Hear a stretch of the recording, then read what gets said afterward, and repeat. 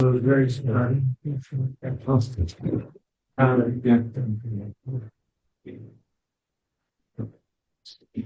Oh, that's Hashem. Okay, welcome back to Tanya Shir after Pesach.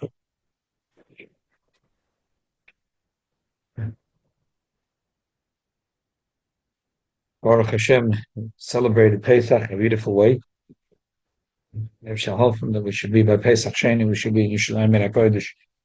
Today the Chitas is about We're still learning about Beit Rambam. the Rambam now. Yeah, exactly. The Rambam now. Tifim Pesach. Actually, there's an interesting connection to the Chitas today. What we're learning today it says that Moshe Rabbeinu was angry at Aaron. Not at home, as kids. As a kid, Aaron turned his face this way, that way. Just not. So Rashi says that basically, what was the discussion between Moshe Rabbeinu and Aaron? That Moshe Rabbeinu was told that the Eibusha told Moshe Rabbeinu that even though he's an oinan, that he should still eat the kochim. So Moshe Rabbeinu told it to Aaron. Aaron said, "Shemata bekotche shah, dain lo shemata bekotche doiris." There were three korbanos. Two were kotche shah that were just for the Yemei Maluyim. One was a regular korban, that was korban nachshon. So I can't be makel on that. So why did Moshe Rabbeinu? Moshe Rabbeinu was vayitav be'einav hoyda v'loy boish. Moshe Rabbeinu was asking, I made a mistake. What was the mistake that Moshe Rabbeinu made? So the Rebbe says, because Moshe Rabbeinu, the Eibusha told Moshe Rabbeinu that even though they're oinen, that now that Avihu died, he should still eat the kochim. Even though oinen is also to eat the kochim. Why? Because he has to be besimcha. Because the Yemei Maluyim has to be besimcha. Could you imagine? His son died just a few minutes earlier, and he has to be besimcha. Two sons died, and he has to be besimcha. Okay, so Moshe Rabbeinu got the memo. He has to be besimcha.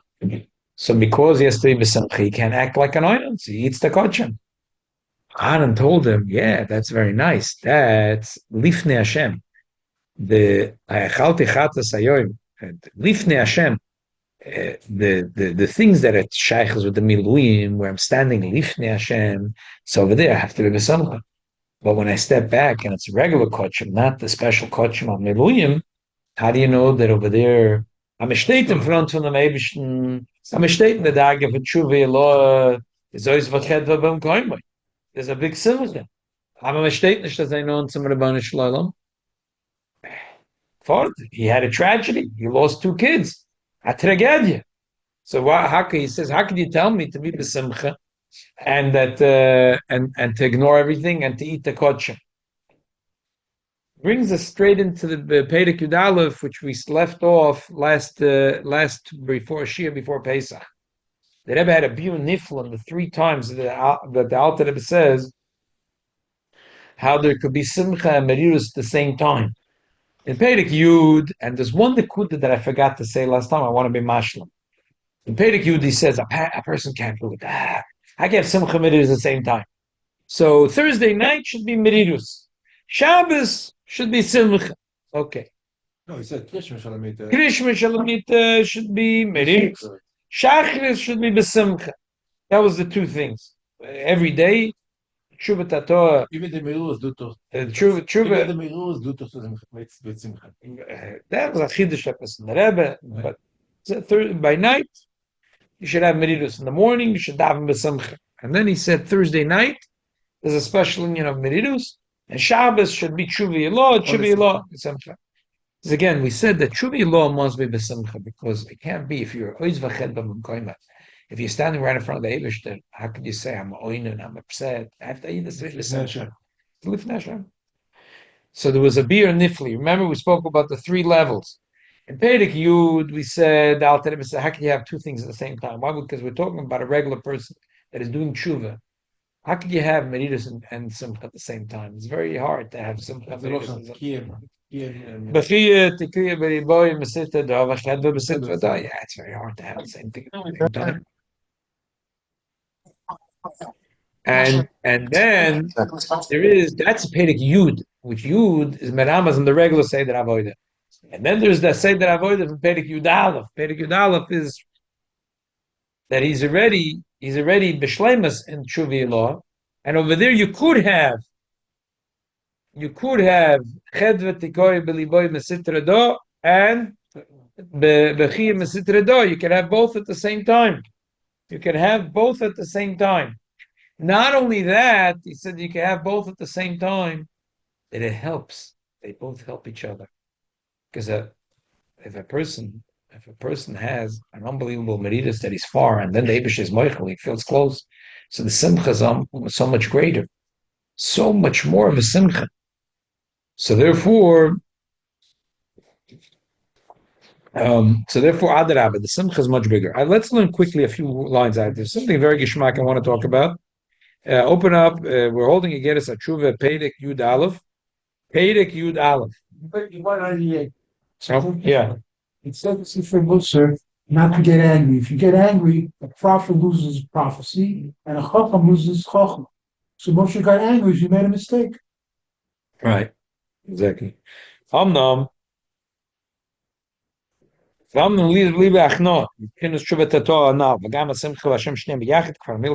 It's page 198.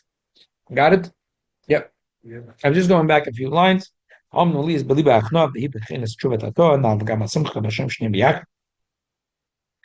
the achno and the simcha at the same time. You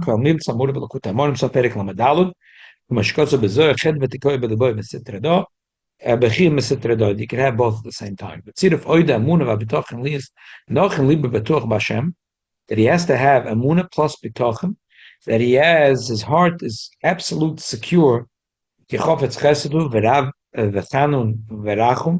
the Eibush has Achmonot Verav L'Sloyach.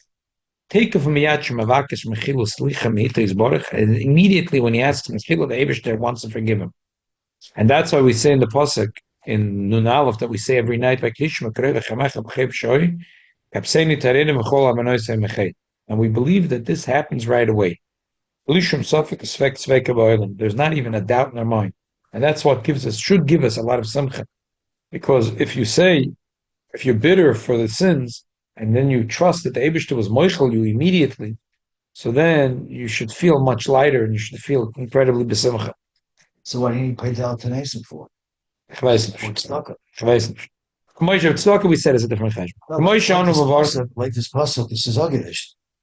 Yeah, we said it. Tzedakah was a different cheshbon. We talk about it in Pei Gimel. So this part, these two lines show that it helps. Yeah, tzedakah is a different thing. Forget about tzedakah. It's Yishmael. Yeah. Lim Shem Sofek Tzvek Tzvek Aboilim. K'moishen Mavorchem B'chol Yom Tfilas Shemon Esrei. Take if Shem Avakshim Slach Lanu. Immediately that we say Slach Lanu, we say Baruch Atah Hashem. Kana Marble Sloich. Very Sofek Brachas La'akol. Why? Mishum Chashash Brachal Vatol. Elo Ein Kan Shum Sofek Klal. Why Sofek Brachal Vatol? Chashash Brachal Vatol. I want to tell you something Geshmak Lomdus, but because we're learning Chassidus, I'm not going to say Lomdus. In Mitzvah Hashem, we're starting this Shabbos. In Mitzvah Hashem, will probably be in the schedule of Beis Menachem Mendel. 45 minutes before Mincha, we're starting this Shabbos, the Shir, as usual, every summer. We've been doing it for 12 years. At 45 minutes before Mincha, we have a Shir for a special Shir for Seder Birchas Hanenim. This year, we're doing Peidik Tes, very Geshmak Peidik, and we're going to start the Shabbos. And this line in Tanya, I told you there's no shir for women till Shavuos, but the men's shir starts the Shabbos.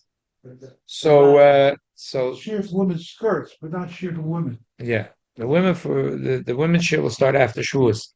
But there's a moedic alumnus. These line at 7 o'clock.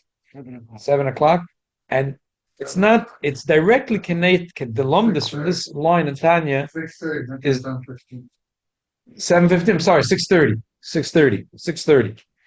And this line in Tanya is directly connected to what we're starting in Peidik Tes and Tanya. in the Perek Tes in the Hilchos Besen. So because I want to get to the next thing. Yeah, Moira de Columbus. So On this as a word gesagt. Why does it say Chanun HaMarbel is loyach in Shemon yeah. Chanun is loyach. It's a marble. The Eibishter looks and seeks the slicha more and more. With name assurance, then exactly like the pasuk that they're No, but the Alter Rebbe is a different pshat over here. You'll see in a second. But there's sofik brachas lahakol mishum shash brach levatala. El enken shum sofik klal. There's no sofik. Machshe bekashen slach lonu v'cholonu. We have absolute. It's a sofik bracha. You're not allowed to make. It's a shash bracha levatala. It's one of the asaris adibris. So if we had a chash, the Rebbe asks, what do you mean? Why can't there's 100 psukim? There's so many psukim. The Rebbe forgives the yid. He brings that ayah. It's a funny ayah out there. The Rebbe brings from Shemon Esrei. The Rebbe says, because if you look at all the stories in the Torah, Moshe Rabbeinu, am I like Moshe Rabbeinu? Moshe Rabbeinu intercedes. Skusarabim. There's all kinds of things that a person could always say. This story in the Torah, the ego is a terrible symbol. Moshe Rabbeinu got involved. There's Chusarabin, there's this, there's always something you could say. Zal b'keveya, atzoiv kol hadoros, that every yid, every day should say this bracha. He asks Eibishter, Zarin b'shuv Hashem, and then he says, Slach lo min baruch atah Hashem chaim u'marvin sloyach. If there was a suffix that maybe this guy is a really nasty guy, and the Eibishter was not, there's a letter from the Rebbe, someone asked the Rebbe, we don't know what kind of sense, but apparently this guy was over such terrible things. He wrote to the Rebbe, he doesn't think that the Eibishter's Makabal is true. There's no truth for him. The Rebbe wrote back to him a letter. How can you say such a thing? Look in Tanya, chapter 11. Thank you. Oh, thank you very much. Here, right here.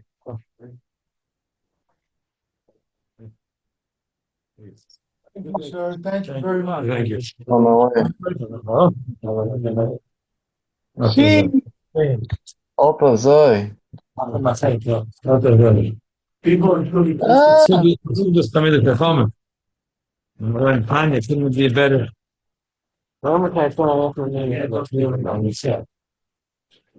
Zoe. The same question as you keep it right. You just finish and keep it right. You chew everything. It's not like whichever you did, you just let him keep it. You got in mind without thinking. That's your very thing. Look at that stuff.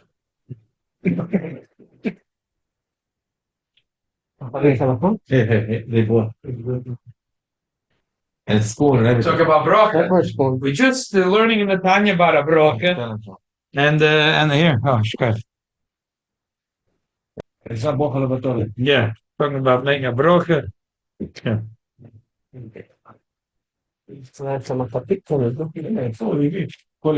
No, here. Oh, wow. Yeah. Look at that. Technology. Wow. Thinking about everything. Everything is in. Kula big. What a nice student. Comments the control of Pesach. Yeah. Hey, I see you. Because I'm Okay, I'll take. I'm not. Nobody's forced to. I'm ready. Fuck me. Oh, sorry. שכל חנון בשבת חייב מידה. It's strong. It's a freedom joint. It's milky. It's in isolation. What? Smooth. I had cheese a little while. I don't know. I have to wait for this. Half an hour at least. All right, only half an hour. Yeah. But Yeah.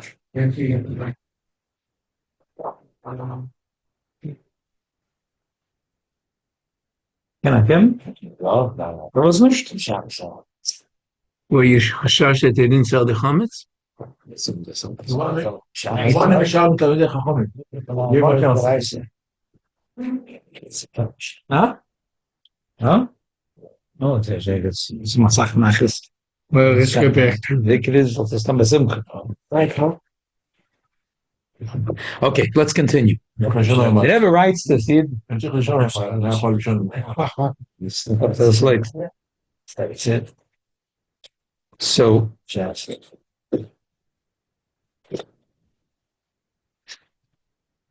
no. Federal allein. Federal. No. Ich bin was ich besonders. Was ich besonders. What did you make miss? Saddam. Mazonis. I make a zonis Yes, because it's more barley than. it's barley and it's glued together. I don't think there's any suffix. All the cholents is this cholent. I don't think anyone will ask a shayla. It's 100% I didn't mazonis. get the piece of meat. You don't make chocolate either. That's a kleine breklach. You can make a shackle the vassips that's suffix. Yeah, exactly. And it's a big suffix in any cholent. It's yeah, yeah. Can I ask you a question? Mamish in this Tanya we're learning a shayla. Well, you mentioned about looking for that show that Hashem is so that. Yeah, yeah, You read Tanakh the way it is. yeah. Some of Hashem is angry at Israel. They drive you crazy. They don't even from gold. They don't teach in high school this stuff.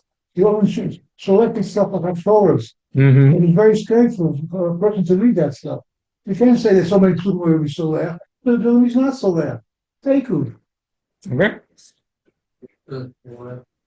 Okay, very good. That's why it brings the story from the Shemana Esrei. The Shemana Esrei is a bracha that we make. Chazal said every Jew does Yeshkab 3 times a day, and it's for eternity. And l'choyre haketz tzachasot me saying Baruch Hashem Chanam Har B'Lisloyach. And maybe so the Rebbe writes a letter to this person. We don't know what sins he did. And he wrote to the Rebbe. He thinks that God will not forgive him. Rebbe said, look in Tanya, chapter 11, and look what the Alter Rebbe writes. Not true. So why do we see, if the Eibusha forgives us right away, why don't we have the Geula? If we didn't sin afterwards, we'd have a Geula. That's why the bracha Gal Yisrael goes after, right? First we ask for tshuva, then we say the Eibusha forgives us, and then we say the Geula. Thing is like this: Slicha is in the hands of the Eibusha, Geula is in our hands.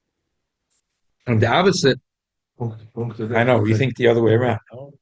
Slicha is in the Eibusha's hand; He forgives us. Geula is in our hands. If we hold on to this Avos Hashem, we have a Shas Tefillah later in the day, then we would have had the Geula already. Elamai. The problem is that not the Tefillah, we forget about it.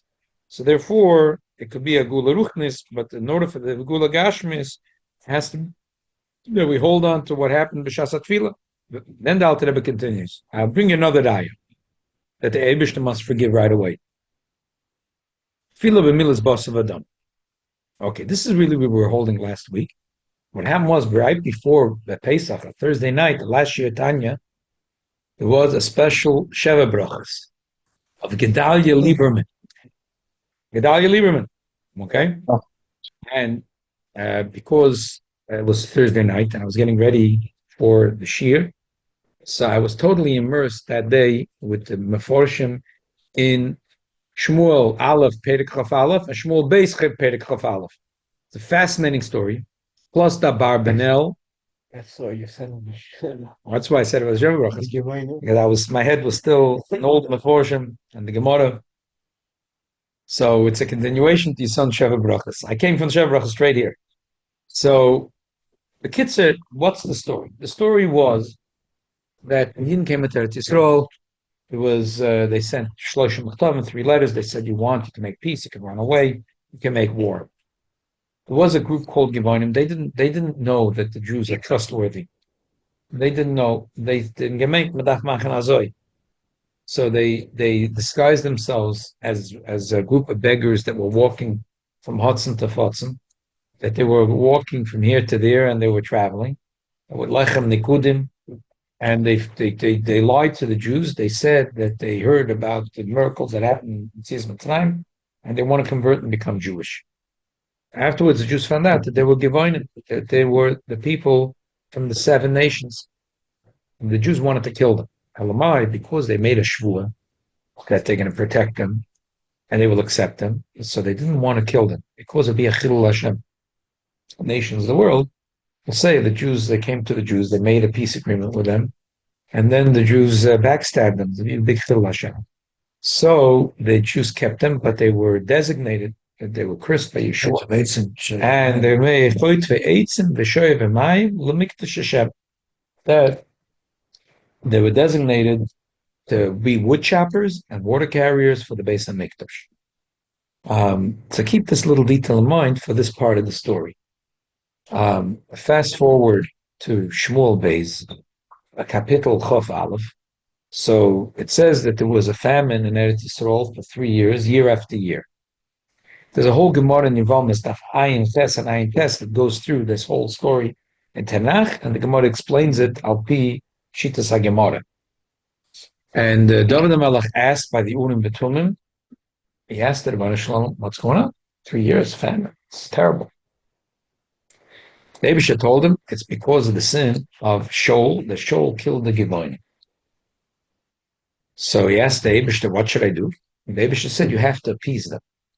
So he went to the Gibeonim and he tried to appease them. The Gemara said he tried very hard because the pasuk David HaMelech.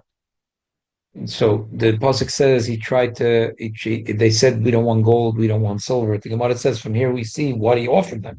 If they said we don't want gold, we don't want silver, it means he offered gold, he offered silver, he offered them the sky and the pie, but they wouldn't want to take it.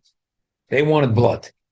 They said we want to have 7 grandchildren of Shaul, and we're going to kill them. The Gemara, so the Gemara says, where do we find that he ever killed the Gibeonim? So he said, the Gemara says that because in the story where David HaMelech ran away from Shaul, he was starving, he was famished, he was starving, and he came to the city of Noiv, which is where the Kohanim lived, where the Beis HaMikdash was at that time. And Noiv Givon was 57 years, right? After Shiloh. So he came to Noiv and he came to the Kohen Gadol. He came to Achimelech, the Kohen Gadol, and Achimelech said, I don't have any. So he gave him from the lechem upon him because it was Pikuach Nefesh, and he gave him the sword of Goliath. And he thought that he's doing a good thing because the son-in-law of the king. And Doeg Adoimi was there, and he snitched to Shaul about what happened. When Shaul went and killed the entire city of Noib. So the Gemara says that because the Givonim lived around Noib, and now they killed the economy for the Givonim. So therefore Shaul got punished. The Givonim were very cruel. They went and they killed the 7 boys, and they hung them up, and they would refuse to bury them. The Gemara says it was in the time of Tzir Sa'odim, which is time Pesach time, it was Nisan. The Farshim says Chodesh Nisan, which now is Chodesh Nisan, and they were hanging for 6 months. The Gemara says, and then at the end, and their mother was covering their bodies and chasing away the animals from eating their flesh for 6 months. And then David HaMelech went and took their bodies and the bones of Shaul and the 3 sons, and he made a big funeral. And after that, it rained. The Gemara says, how could you say, a child shouldn't be killed for his father's sin? And why were they hanging for 6 months? You're not allowed to tell in Nivlosa. Gemara says, that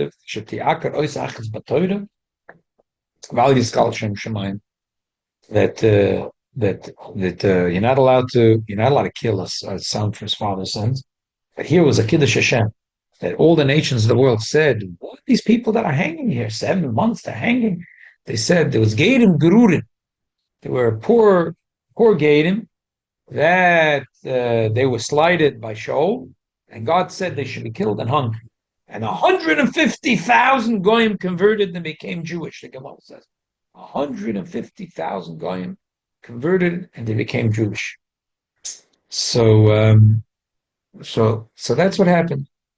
And since we're already on the topic, and we're Barbanel, Barbanel, so Barbanel, as usual, has a list of 17 questions on the story. And the Barbanel says in Pshat, his Derech Pshat, he says it's very hard to imagine that all he did, he ruined their economy, and 7 of his kids were killed in a cruel way and hung. So he says al Derech Pshat that really they were killed. Why? Because they were the wood choppers and the water carriers of the Beis Hamikdash. They were probably all. Why Shaul was angry at the Kohanim. Why didn't you tell me that David came? The Kohanim said, "We didn't know that you don't get along with your son-in-law. How are we supposed to know that you want to kill him? We thought he's your darling son-in-law." So no. You did. You knew that I had want to kill my son-in-law. You didn't tell me.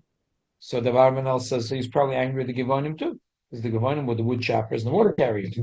So they know what's going on. They're the eyes and ears in towns. They know what's going on, and they didn't tell him. So he killed him. It's a moiridik word. He says, you don't kill a child for his father's sin.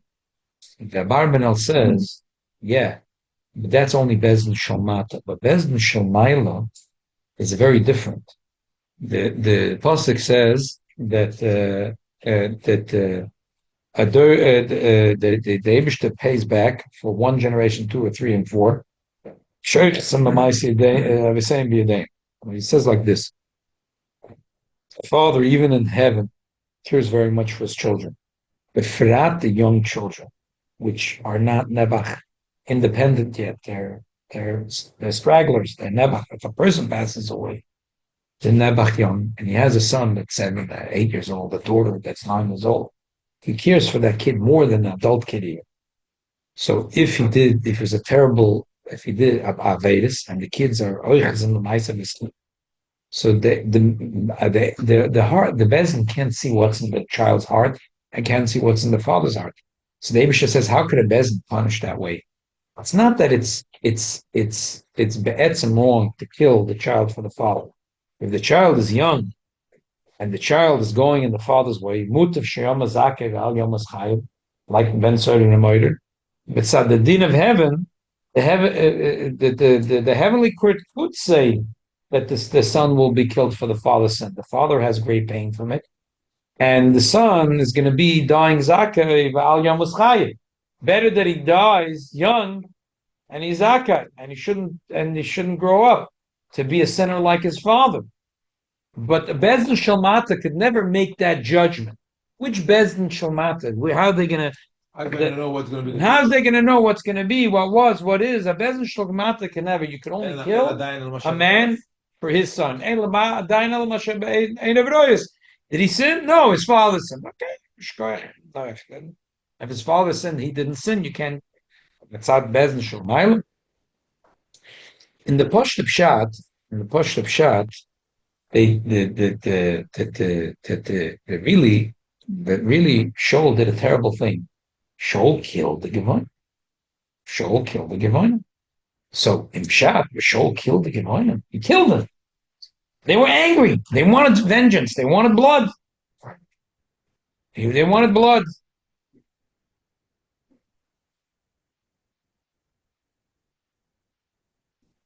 So now David HaMelech, after the story, David HaMelech said at Zayda that no one is allowed to marry from the families of the Gevonim. He said, we know that this nation has 3 nidus. So because these people were such achzorim, so therefore no one's allowed to marry them. Furthermore, the Rambam paskins that every family is kosher family. Blue blood, a red blood. A Jew is a Jew. Doesn't matter if his father, if his Zayda carried the packages for the Chafetz Chaim, or for the Ben Ish Chai, or his Gemen Stama peddler and Chalad. It makes no difference. A Jew is a Jew. One exception. If you see a family where they're lacking in the midah of Rachmanos, so then you have to be choshesh. Maybe they're not really Jewish. Maybe they just got mixed into the Jewish people.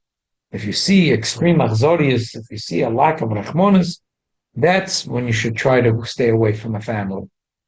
But if the Zayda was Tama peddler in the Lower East Side, as Nish Gevenep Sazoi from the Choshev Yidin, he wasn't in Shanghai with the Mir Yeshiva, or with Tom Chetzmim in Atvoch. He's not from Gezha. He's not a blue blood Machnishtos. Doesn't make a difference. Only one thing. If a Yid you see and a family it's felt Rachmanis, Stay away. Don't make a shidduch. Because that's what David HaMelech said. David HaMelech said, a person that doesn't have these midas, then there's a shaila if they're really Jewish. If they have these midas, doesn't matter. Don't look yichish, michish. Don't worry about it. So the Alter Rebbe says, L'choida, the Gevonim, they had a big time against, they were angry. So why? Because still, that's the midah that the Eibishter says is the midah of a Jew. That a Jew has rachmanas and he forgives.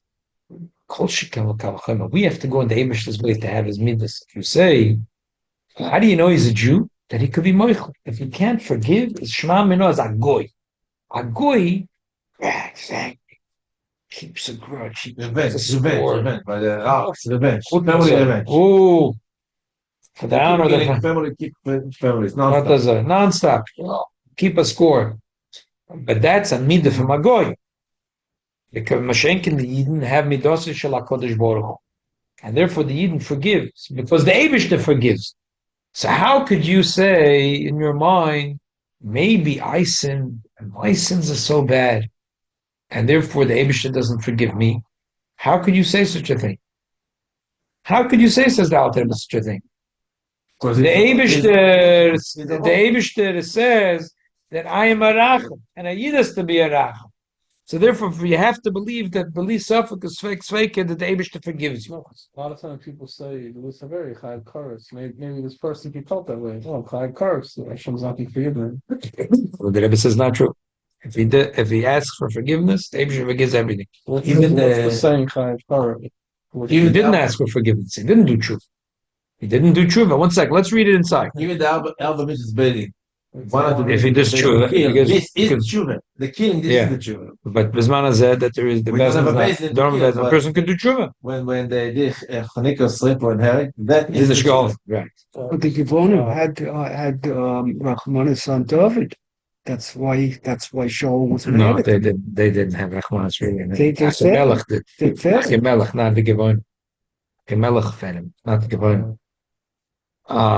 Let's read it inside. In the midah of a flesh and blood, Cain, take it from Yad, first must forgive immediately when they ask him to forgive. He's not allowed to be cruel and not forgive. Even if chas v'shalom someone cut off his hand, and this is something that doesn't grow back. Kedisa the Gemara Soperik has the Obekama. If a person asks for forgiveness, he's mechuyev to forgive. If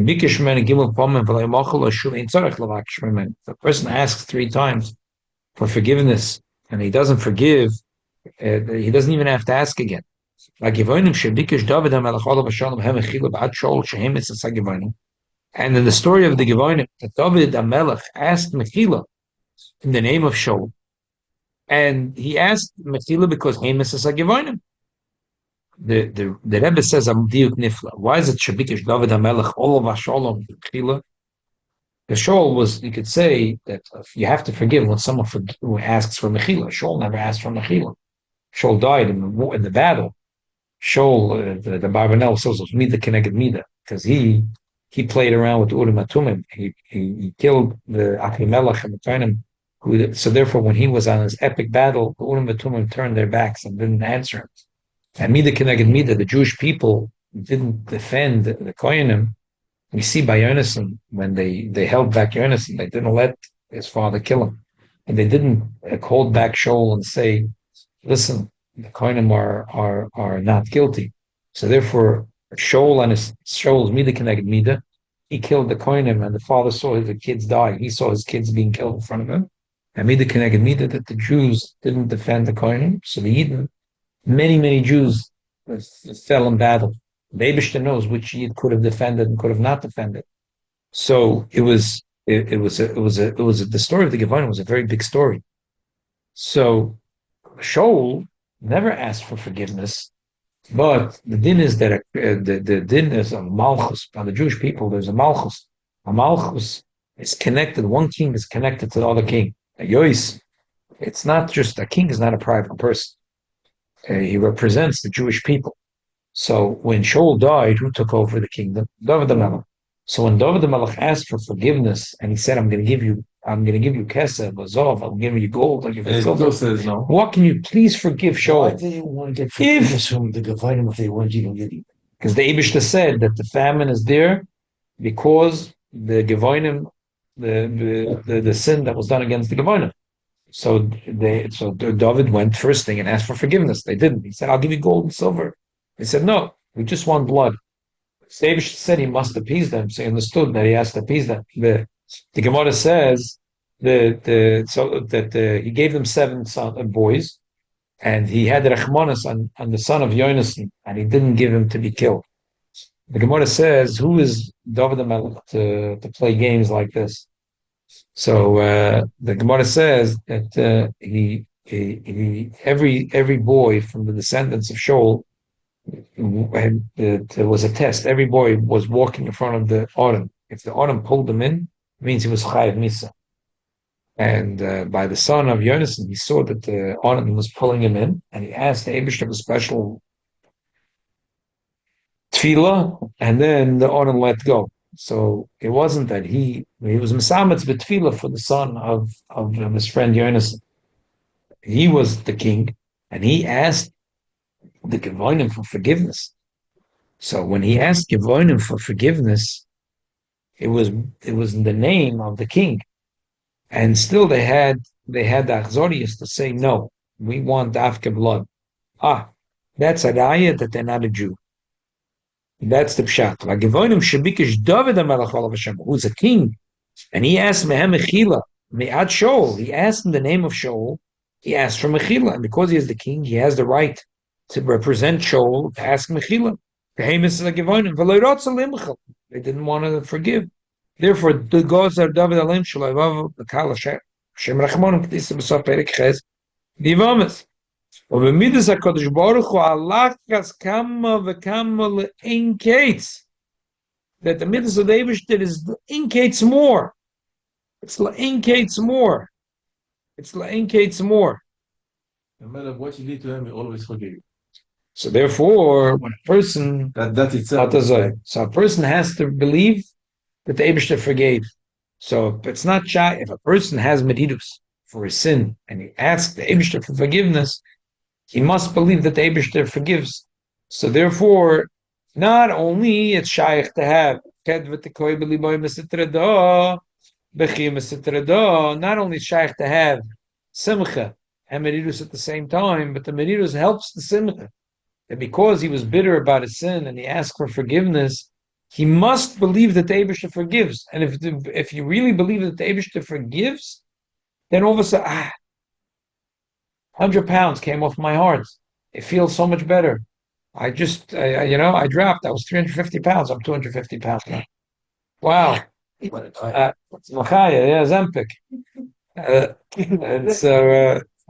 It's the true way, yeah. So all the advertisement, the Schmeichel, oil of Schmeichel. we had this in the Chittas also. Yeah, 1 second. Yeah. And what with me?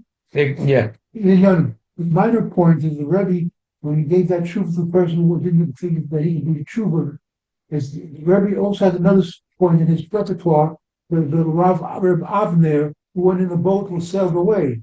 That's don't need time. It's a Rishon, Ma'aseh Shahaya. The other thing is, you didn't mean to, but you had a big hatred against the Jewish people. Here's my name on why.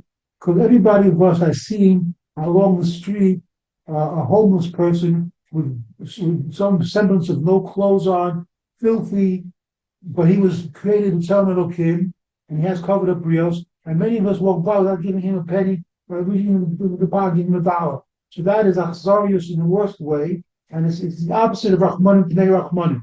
We have to be Melamed Chusni. Well, that's Melamed. That's the opposite of Melamed Chus. They bear testimony against themselves. No, we have to Melamed Chus. But I will also read it. He said, "Oh, maybe don't forgive me for the sake." Yeah, exactly. Moshe Rabbeinu says, "No, the opposite." Right. Okay. Umashu Mishaprim Mavorchim. Okay, you know what? Let's wrap it up at this. Let's wrap it up at this because now we're going into another Indian.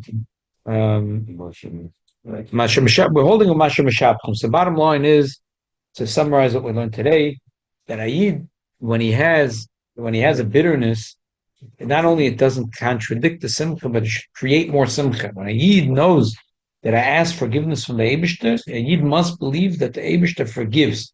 And now that the Eibishter forgives, it's a heavy load off my heart, and that should increase the simcha. So really, the merirus not only doesn't disturb the simcha, but it adds in the simcha. Eibishter often that we should have simcha, and we should be zoichet the HaTeshuvah Eloah, and we should see oiz v'chedva b'mkoyma. Amen. Thank you. Thank you for the song. Shabbos. Shabbos, rather. I'll see you Sunday. I'll see you Sunday. We're back, right? Sunday, calling you. Yes, Sunday morning you're coming? Polo Yom Rishon's back. Okay, good. I'll be there, Mitzvah Shem. So you know. Okay, so I'll be looking forward to seeing you then. All right, enjoy. Okay, very good. Just look out. Forget the key. Ezra Hashem.